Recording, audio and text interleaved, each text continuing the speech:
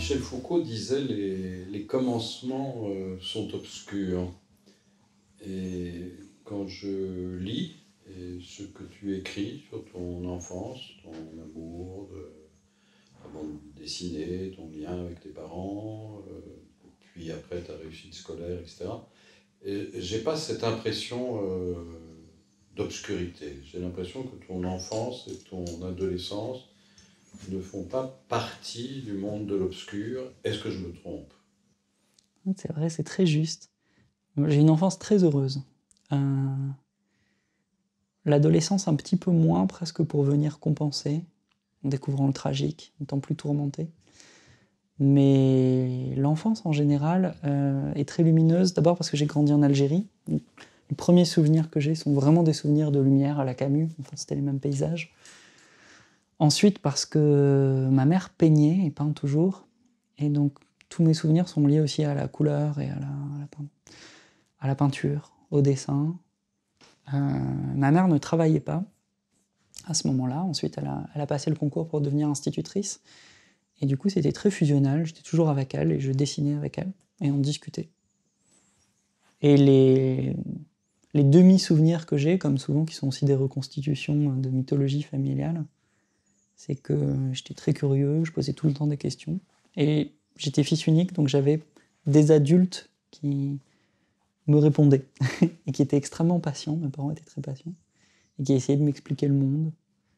Donc j'ai un souvenir heureux d'être face à des adultes qui faisaient de leur mieux pour m'expliquer le mystère du monde, qui n'étaient pas, qui étaient engagés politiquement, qui n'étaient pas religieux.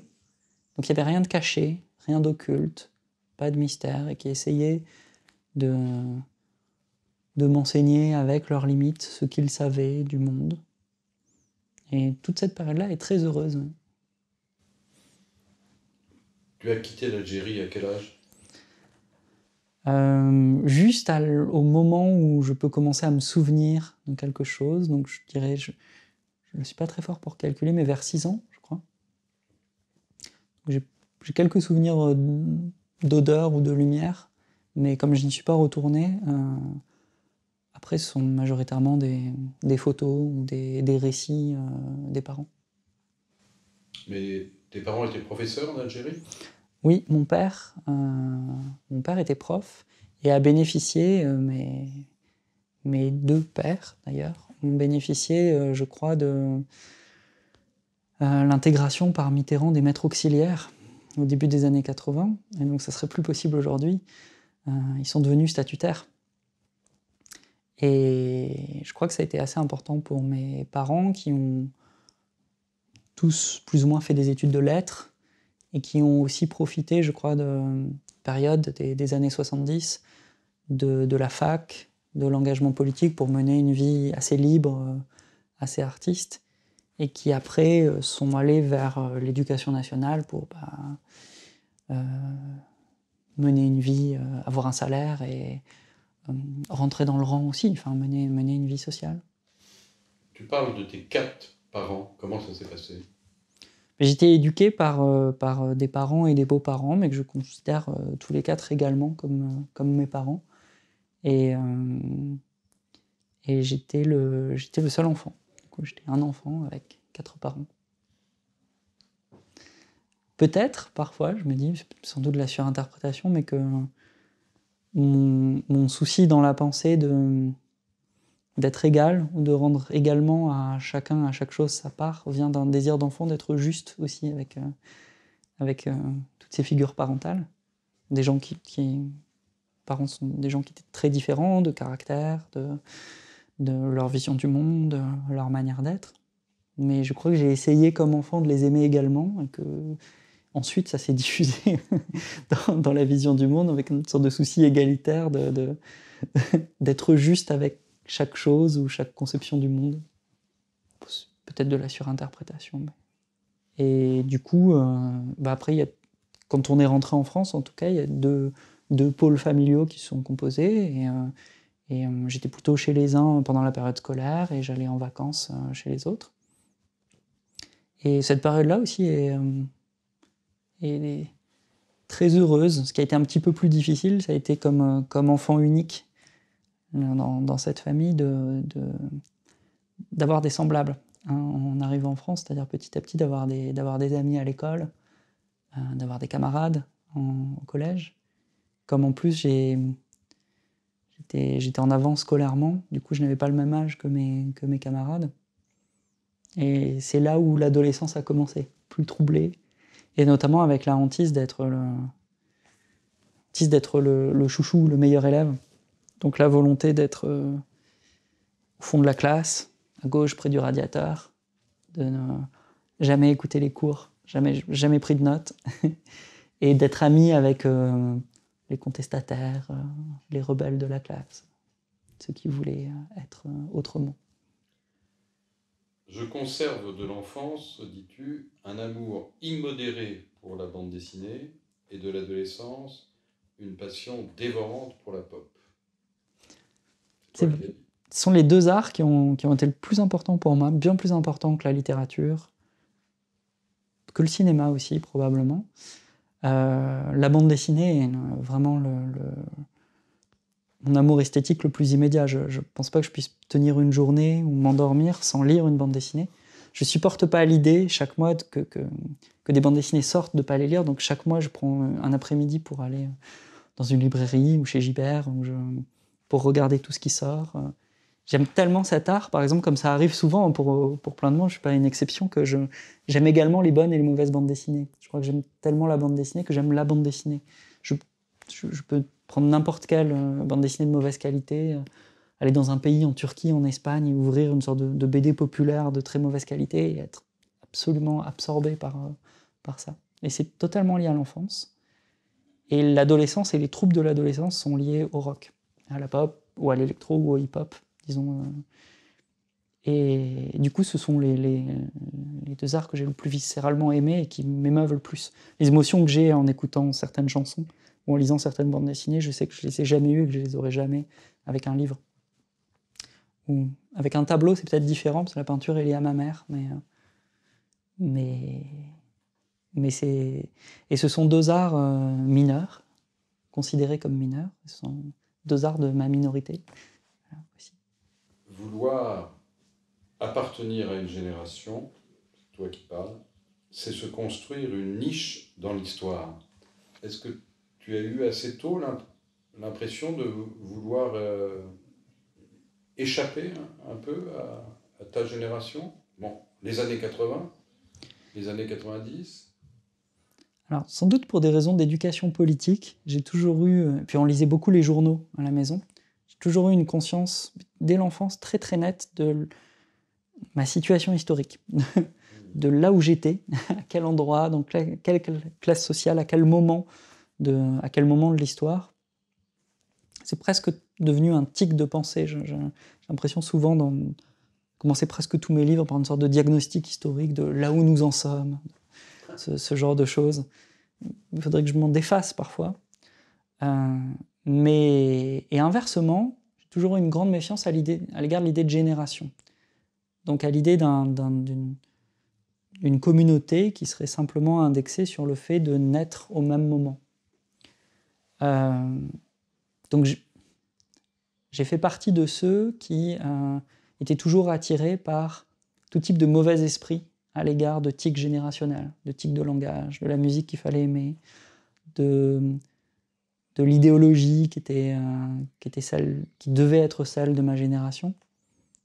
Donc le paradoxe, c'est que je crois que j'ai toujours été très fortement marqué générationnellement, mais en négatif, par le souci presque obsessionnel de voir du dehors et de me moquer de ce qui aurait dû être ma génération. C'était le cas en musique, ça passait très fortement par la musique, par une détestation de tout du mainstream, de tout ce qui passait à la radio, de tout ce qui était proposé de tout ce qui était censé dire mon âge à tel moment. Donc je suis toujours méfié de ça, mais voilà, mais avec une sorte de conscience très aiguë du moment historique, du où et quand je suis. Avant ton entrée à Normal Sup, mais après aussi, mais disons avant surtout, c'est un peu Tristan et le roman du bon élève. C'était vraiment ma hantise, la figure du bon élève. Euh, j'ai été un bon produit de la République française. J'ai bien fait mes devoirs et j'ai donc suivi le parcours d'un bon élève de l'école républicaine française, mais sans en accepter les règles. Une sorte de contrat tacite toujours avec les enseignants où je ne suivais pas leurs cours, je ne prenais rien en note. Mais si on me laissait tranquille, j'ai laissé tranquille. Je pense que j'étais un élève gentil, mais difficile. Très, très facilement insolent. Je pouvais avoir l'impression que l'enseignant disait quelque chose de faux, me lever, aller au tableau, le corriger, prendre la parole à sa place et ruiner son cours. Je l'ai fait un certain nombre de fois. Donc, j'étais un bon élève qui ne voulait surtout pas l'être. Mais par contre, j'avais des bonnes notes. Je savais aussi que ça faisait plaisir à mes parents et je n'avais absolument pas envie de... J'étais partagé entre un désir de révolte, mais qui m'aurait permis peut-être une forme de camaraderie plus forte, mais qui aurait été une forme de trahison à l'égard des parents et de leurs efforts, ce que je ne voulais pas, et une forme de sagesse et d'acceptation de la condition scolaire qui m'aurait coupé de mes camarades. Et peut-être que là, j'ai commencé à comprendre ce type de forme par lequel, quand on hérite, par exemple, de l'exigence de transgression, de l'exigence de révolte, y obéir et y être fidèle est une manière de la trahir, en fait, et qu'il faut peut-être la trahir pour y rester fidèle. Et mes parents ayant été assez contestataires aussi, il fallait que je réfléchisse à la manière d'hériter de leur contestation. Fallait-il que je conteste leur désir de contestation, ou que j'y sois fidèle, mais ce qui aurait été une manière d'être, au contraire, de leur être fidèle à la lettre, mais pas à l'esprit, et d'être un peu trop sage, un peu trop gentil, alors qu'eux avaient voulu autre chose. Donc je suppose que ce type de dialectique s'est mis en place à ce moment-là aussi. Après quelques années de réussite scolaire, je n'avais plus envie de jouer le jeu universitaire. Je voulais explorer d'autres voies. J'ai pensé abandonner la philosophie pour faire du cinéma. On ne serait pas là aujourd'hui si tu... Enfin, peut-être qu'on je serais de l'autre côté. C'était plus une velléité qu'autre chose. J'ai passé des concours pour des écoles de cinéma, mais j'ai compris que je n'étais pas fait pour ça. J'avais pas la patience nécessaire, j'avais pas la capacité à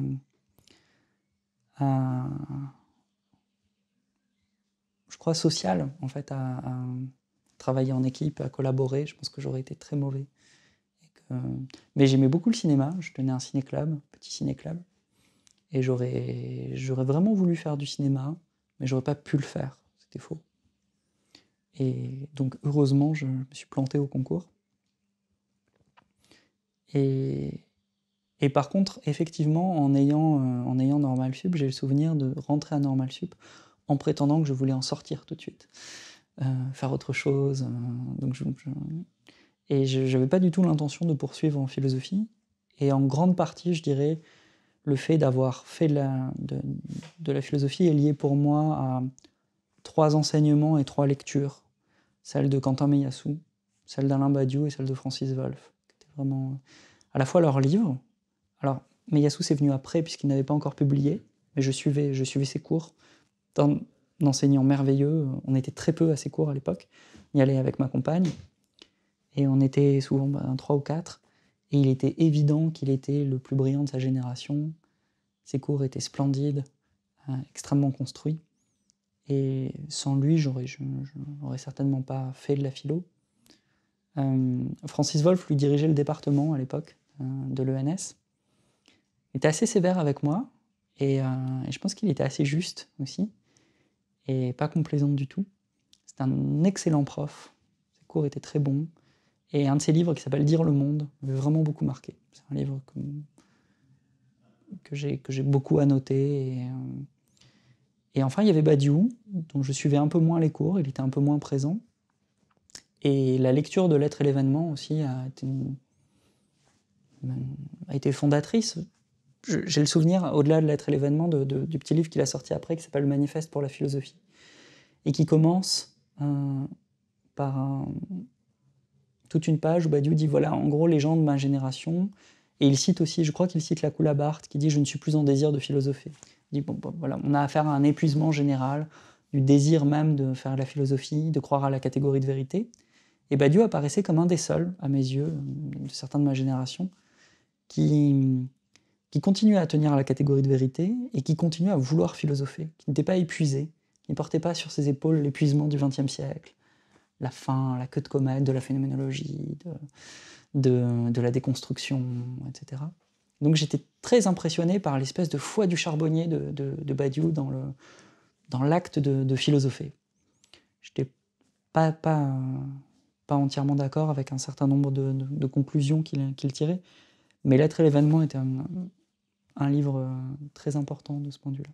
Donc ces trois enseignants, et en même temps philosophes, écrivains aussi, ont fait que, peut-être pour dialoguer avec eux, aussi pour les contester, j'ai continué à faire de la philo finalement. Tu as continué à faire de la philo et tu es entré en littérature. Alors un point te distingue d'une certaine génération littéraire, tu n'es pas un ami de l'autofiction. Je ne veux pas défendre ma vie, dis-tu. Oui, j'espère que c'est pas ce que je suis en train de faire, Jean. Effectivement, j'étais très énervé à l'époque, vers 2007-2008, vers ce qui me semblait être la tendance majoritaire de l'écriture en France, qui était au-delà même de la question de l'autofiction, une victoire, ce qui m'apparaissait à l'époque comme une victoire du style sur l'écriture. Ce qui me semblait être le style, c'était profondément une forme, c'était l'épanchement de la subjectivité, c'était la victoire du sujet sur son objet. C'est-à-dire l'idée que dans le rapport de force de l'écriture, l'objet était noyé par l'épanchement du sujet, et que le style était une sorte de démonstration de force, de la voix, de la parole. Ça prenait plein de formes, mais pour moi, c'était le cas aussi bien chez les Blanchotiens que chez les Duraciens, que dans l'autofiction, chez Angot, etc. Et moi, j'étais très attaché à un idéal de l'écriture par rapport au style, qui se manifesterait par une dette envers l'objet. C'est-à-dire que l'objet vient en premier, l'objet à décrire, l'objet à raconter, et du coup, ce qui m'intéressait dans l'écriture et dans la fiction, c'était de raconter des histoires, mais c'était d'écrire aussi, de manière à ce que l'objet à voir, l'objet à décrire, le personnage, la question morale, l'emporte toujours sur la question du style, et détermine l'écriture. C'est aussi pour ça qu'à chaque livre, j'ai pu troubler dans un premier temps, on a pu avoir l'impression que je changeais totalement de style, parce que le style ne m'intéressait pas, ce qui m'intéressait c'était l'écriture. Donc je voulais qu'à chaque fois, l'objet littéraire dicte l'écriture à adopter. Et que la littérature reste un outil de connaissance, donc qu'il ait des objets. Que la littérature est un objet moral, un objet à connaître. Et donc évidemment, dès le début, je me sentais très en rupture avec le style français et l'autofiction française. Je ne voulais pas me raconter. Et le deuxième point, donc, c'est que j'ai toujours eu peur, mais en philosophie aussi, que la pensée ou l'écriture soit la mobilisation de moyens que je trouve nobles, part noble de ma forme de vie, ou de la forme de vie de n'importe qui est le langage, les mots ou les concepts, et qu'ils soient mobilisés et détournés pour défendre le corps qui les utilise. J'ai une forme de vie comme n'importe qui, j'ai des désirs, j'ai des préférences, des choses qui m'agacent, il y a des êtres humains que j'aime, d'autres que je n'aime pas, mais je n'ai pas envie de mobiliser l'écriture et la pensée pour défendre ça, comme si je pouvais déduire de la vérité, de l'universel, comme si je pouvais déduire du langage lui-même quelque chose qui me donnerait raison. Je ne pense pas que j'ai raison, je pense que je suis comme je suis, comme chaque forme de vie, mais que j'ai la chance d'être une forme de vie qui a accès au langage et qui a accès à la pensée, et je veux mobiliser le langage de la pensée pour sortir de moi, pas pour me défendre. Donc j'ai pas envie de défendre mes convictions politiques, j'ai pas envie de défendre j'en sais rien, mes préférences amoureuses, mes goûts, d'une manière générale. Et j'ai toujours eu envie, dès le début, dès le premier livre, de faire de la littérature une forme exploratoire, une forme de connaissance, au service de son objet, au service des personnages, au service du lieu, de l'époque, de l'histoire à raconter. Mes romans, dis-tu, défendent simplement un amour enfantin du quotidien des villes de province, des zones résidentielles, de la vie protégée des classes moyennes. C'est vrai, un peu malgré moi. Alors peut-être dans un premier temps, je dirais que il y a une lignée de la littérature française qui s'est consacrée à la satire du moyen, la satire de la bourgeoisie et la satire des classes moyennes ensuite, de Flaubert à Houellebecq, disons très rapidement. Et il y a une part de ma littérature par laquelle j'ai envie d'être juste et d'être égal aussi, avec le fait que les classes moyennes ont représenté un effort social pour s'élever, pour se situer au centre de la société, être une sorte de centre de gravité, n'aller ni vers la bourgeoisie ni vers le prolétariat, mener une vie parfois un peu calme, à l'écart, pas là où ça se passe, la province au sens pas la capitale du monde, pas la capitale de l'être, pas là où les choses ont lieu. Et j'ai une forme de mélancolie ou de nostalgie de ça, parce que je pense qu'il y a une forme de fin des classes moyennes, que la crise atteste d'une décomposition de ce qui aura été un des grands idéaux sociaux du 19e et du 20e siècle, qui était pas seulement l'accès à la bourgeoisie, mais l'accès aux classes moyennes, un accès culturel, un accès mais qui signifie dans les objets du quotidien, voilà, dans des pratiques, et que comme c'est en train de finir, je le vois avec une forme de mélancolie, une forme d'amour et de respect pour le fait d'avoir voulu cette forme de vie aussi. Je le comprends. Pas l'héroïsme, pas ni le très haut ni le très bas, mais la vie moyenne aussi.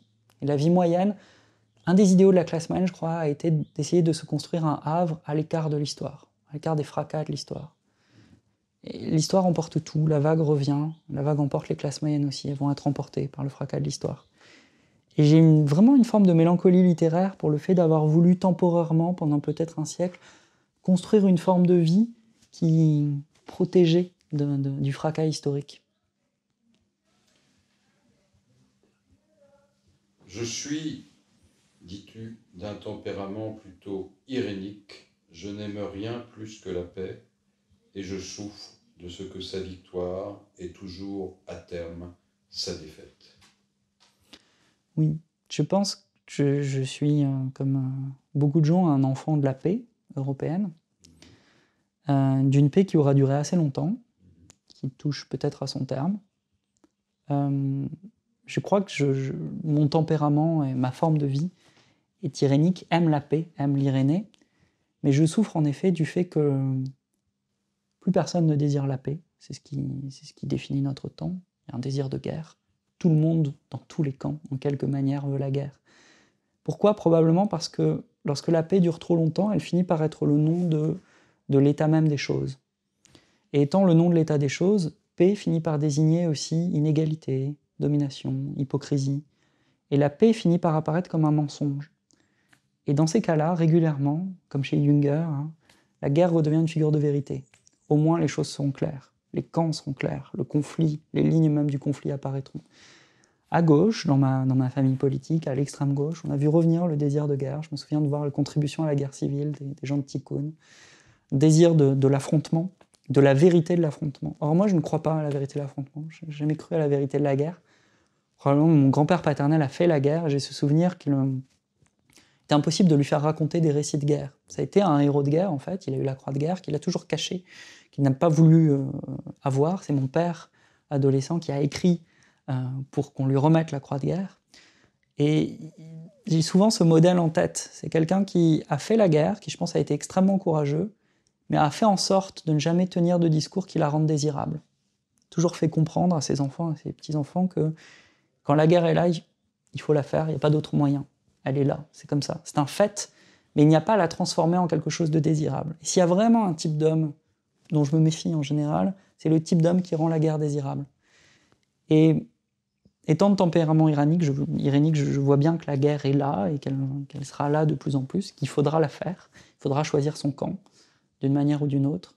mais je ne veux pas rendre ça désirable. Donc j'ai juste l'espoir, par la littérature ou par la pensée, même si moi, je dois, comme chacun de nous, choisir mon camp, et comme si nous devrons choisir un camp, et il faudra s'engager, j'ai au moins l'espoir de penser pour préserver cet espace irénique, à défaut d'un espace utopique. Un espace où reconstruire la figure d'une paix désirable.